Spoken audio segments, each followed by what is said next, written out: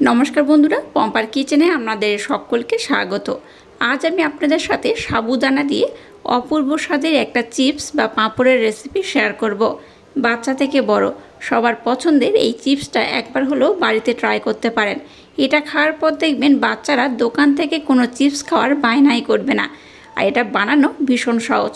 তাহলে চলুন দেরি না করে আজকের এই অপূর্ব স্বাদের চিপসের রেসিপিটা দেখে নেওয়া যাক। আজকে সাবুদানা দিয়ে যে পাঁপড়ের রেসিপি আপনাদের সাথে শেয়ার করব বা যে চিপসের রেসিপি আপনাদের সাথে শেয়ার করব, তার জন্য দেখুন এখানে আমি নিয়েছি বড় দানার যে সাবুটা হয় সেই সাবুটা। এখানে আমি এই যে কাপ দেখতে পাচ্ছেন, এই কাপে মাপ করে 1 কাপ সাবুদানা নিয়েছি। আর এটাকে আমি আধা ঘন্টা আগে ভিজিয়ে রেখে দিয়েছিলাম। ওভারনাইটের জন্য আপনারা চাইলে ভিজিয়ে রাখতে পারেন, কোনো সমস্যা নেই, তবে আধা ঘন্টা কিংবা 1 ঘন্টার জন্য ভিজিয়ে রাখলেও হবে।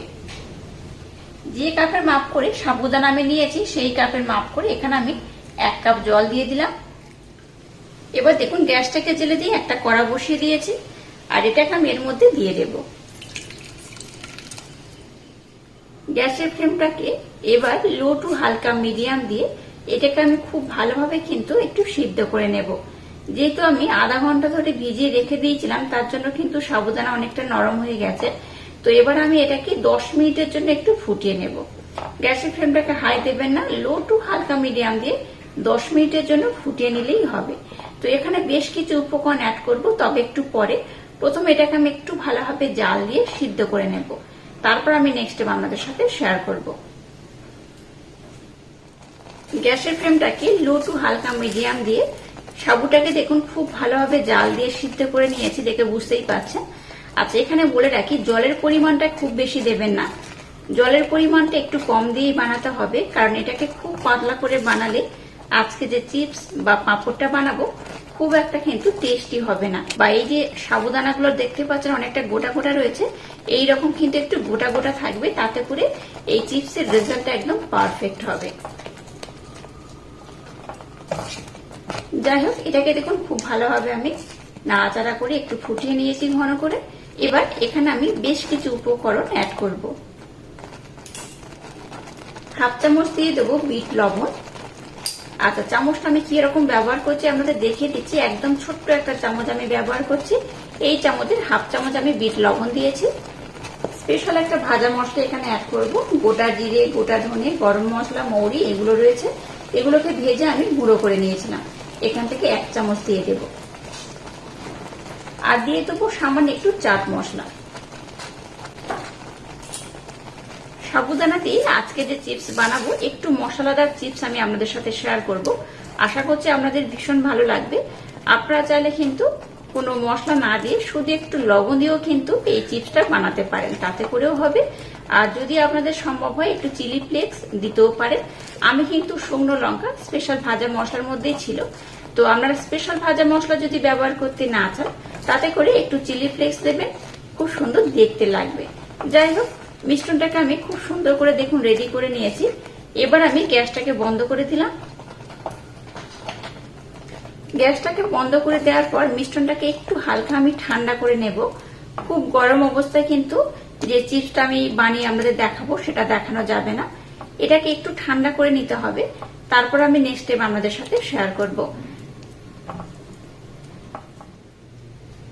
দেখুন মিশ্রণটাকে আমি একটু ঠান্ডা করে নিয়েছি।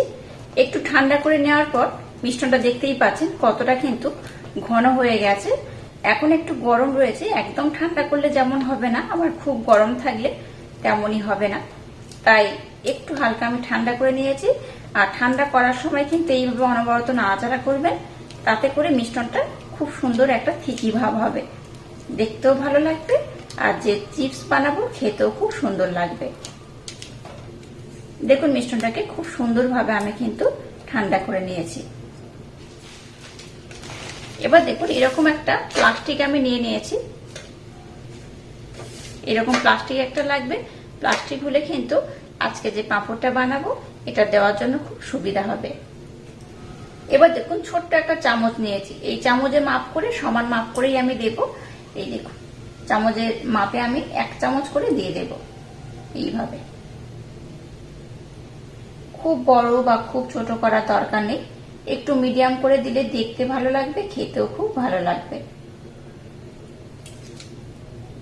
যে কোনো কিছু একটা এরকম চামচ নিয়ে নিলে মাপটা কম বেশি একই রকম হবে, তাতে করে বেশ ভালো হবে। আমি একটা ছোট্ট চামচ নিয়েছি, তার মাপ করে এইভাবে আমি প্লাস্টিকের মধ্যে দিয়ে দেব। এইভাবে ইউনিক পদ্ধতিতে এই চিপস বা পাঁপড়টা আমার মতো বানিয়ে দেখবেন, অসাধারণ খেতে লাগবে। একবার খেলে দেখবেন বাচ্চারা তো বারবার বানাতে বলবে, বড়রাও খেলে কিন্তু এর প্রেমে পড়ে যাবে, এতটাই অপূর্ব এটা খেতে হয়। এইভাবে যতগুলো ধরবে ততগুলো কিন্তু আমি দিয়ে দেব। যদি মনে হয় চামচের মধ্যে দিতে অসুবিধা হচ্ছে, তাতে করে কি করবেন, এইভাবে হাত দিয়েও দিতে পারেন। মোটামুটি একই মাপ করে একটু নেবেন, নিয়ে এরকম হাত দিয়ে দিতে পারেন। আমি কিছুটা হাত দিয়ে আপনাদের দেখিয়ে দিচ্ছি। আবারও বলছি, একটু ছোট বড় যার যেমন পছন্দ সেইভাবে দিতে পারেন। দেখুন মিশ্রণটাকে আমি খুব সুন্দর করে দিয়ে দিয়েছি। এই প্লাস্টিকের মধ্যেই দেবেন, তাতে করে কিন্তু রেজাল্টটা বেশি ভালো হবে। এবার এটাকে কি করব, রোদের মধ্যে শুকাতে হবে। তো এটাকে কিন্তু আপনারা যদি খুব চড়া রোদে দেন তাহলে একদিন সময় লাগবে, আর যদি রোদটা যদি একটু কম থাকে তাহলে কিন্তু 2 দিন সময় লাগবে। একটু ভালোভাবে শুকিয়ে নিয়ে তারপর আমি এগুলোকে ভেজে আপনাদের দেখাবো এগুলো দিয়ে কত সুন্দর একটা চিপস বানানো যায়।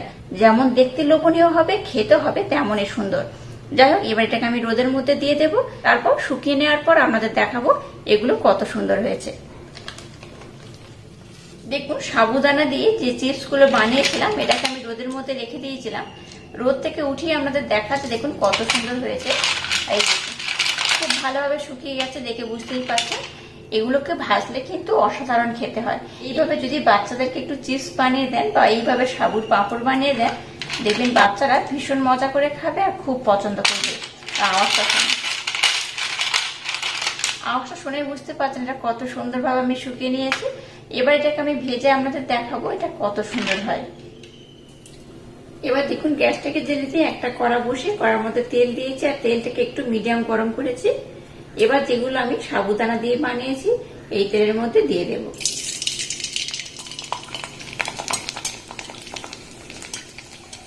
দেখুন এই সাবুদানা যে চিপসগুলো আমি কত ছোট ছোট বানিয়েছি, কত বড় বড় হয়ে গেছে আর কত সুন্দর হয়েছে দেখে বুঝতেই পারছেন। এটা দেখতে যেমন সুন্দর হবে, খেতেও কিন্তু তেমনই অপূর্ব অসাধারণ, ভীষণ মুচমুচে হয়। এইভাবে একবার বানিয়ে খেলে আমাদের বারবার বানিয়ে খেতে ইচ্ছা করবে। এটাকে আমরা তাহলে একটু বেশি লাল করেও ভাজতে পারি, একটু কম লাল করেও ভাজতে পারি। খুব বেশি লাল করবো না, এটা এইরকমই থাকবে। এবার এটাকে আমি উঠিয়ে নেব। একইভাবে অনেকগুলো আমি একসাথে দিয়ে দেব, দিয়ে ভেজে নেব।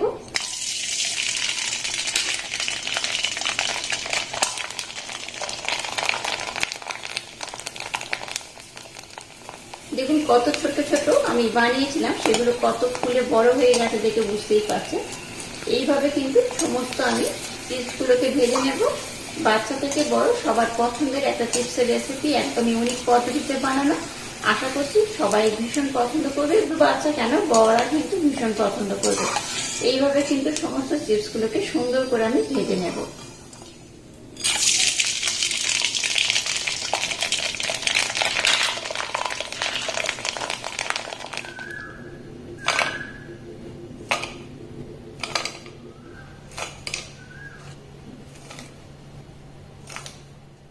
দেখুন আজকে সাবুদানা দিয়ে যে চিপস বানিয়েছে একদম রেডি হয়ে গেছে, আর কত সুন্দর হয়েছে দেখুন।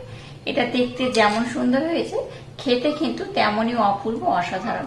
এইভাবে একবার যদি বাচ্চাদেরকে চিপস বানিয়ে দেন, বাচ্চারা দেখবেন ভীষণ মজা করে খাবে আর খুব খুশি হবে। আর এইভাবে একবার খেলে বারবার বানাতেও বলবে। আর আজকের এই অপূর্ব স্বাদের ইউনিক পদ্ধতিতে বানানো এই চিপসের রেসিপিটা যদি আপনাদের ভালো লাগে, তাহলে চ্যানেলটাকে লাইক, শেয়ার, কমেন্ট এবং সাবস্ক্রাইব করবেন, আর পাশে থাকা বেল আইকনটা প্রেস করে দেবেন। তাহলে টাটা, আবার দেখা হচ্ছে নতুন কোনো রেসিপি নিয়ে।